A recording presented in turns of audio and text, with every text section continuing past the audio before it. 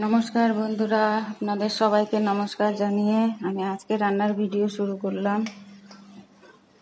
দেখেন, আজকে হাত দিয়ে খাসির মাংস মেখে রান্না করব।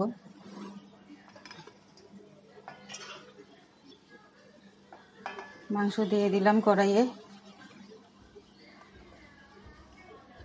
পেঁয়াজ একটু বেশি দিয়েছি, কারণ এই মাংসে জল এক ফোঁটাও দেবো না। পেঁয়াজ দিয়েছি, আদা কুচি, রসুন কুচি, লঙ্কা সব একসঙ্গে। সাদা তেল দিলাম, সর্ষের তেল দিলাম। আর খাসির মাংসে তো তেল থাকেই, জানেনই। তেজপাতা দিয়ে দিলাম, লবণ, হলুদ, জিরা গুঁড়ো,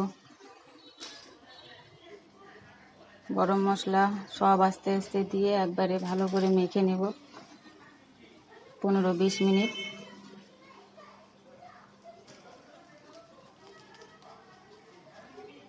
জিরার গুঁড়ো দিলাম,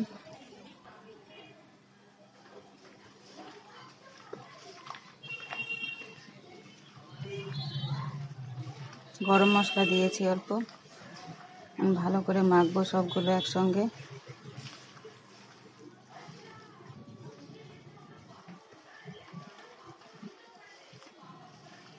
হাত দিয়ে মাখা মাংসের স্বাদ একটু আলাদাই হয়।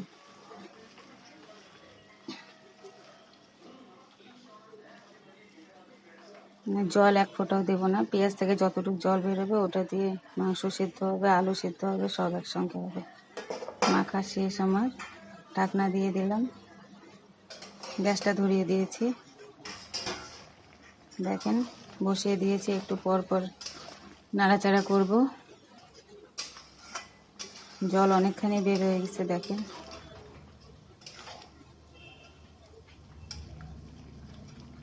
এই জলের মধ্যে সব কিছু সিদ্ধ হবে।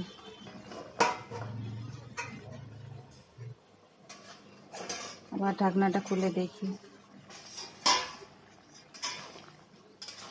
আর একটু ঘাটবো, একটু পর পর ঘাটবো যেন কড়াইয়ে লেগে না যায়।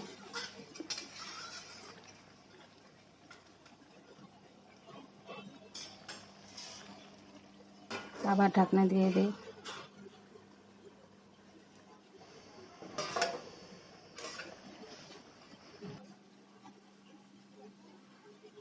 আস্তে আস্তে জল শুকাবে। মিডিয়াম স্টিমে রান্না করব। ওই পাশে ফ্রাই প্যানে আলুগুলো ভাজা করে নিয়েছি।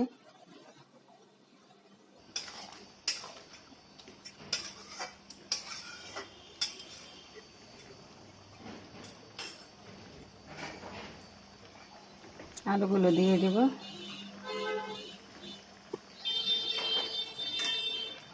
গোটা রসুন,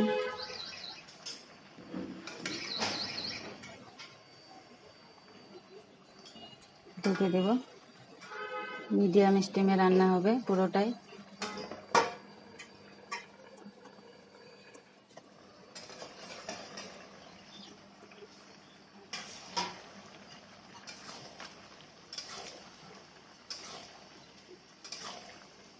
মোটামুটি হয়ে আসছে। জলটা আর একটু শুকোলে নামিয়ে নেব।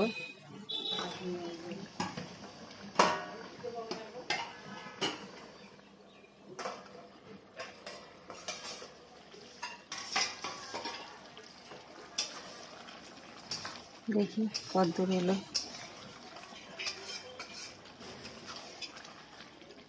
হয়ে গেছে, এরকমই থাকবে। জল এক ফোঁটাও দিইনি। পেঁয়াজ থেকে যতটুকু জল বের হয়েছে ওটা দিয়ে মাংস আলু সম্পূর্ণ রান্না হলো, কমপ্লিট। কেমন হয়েছে রান্না অবশ্যই জানাবেন। দেখেন, ভাত, খাসির মাংস, পেঁয়াজ, কাঁচা লঙ্কা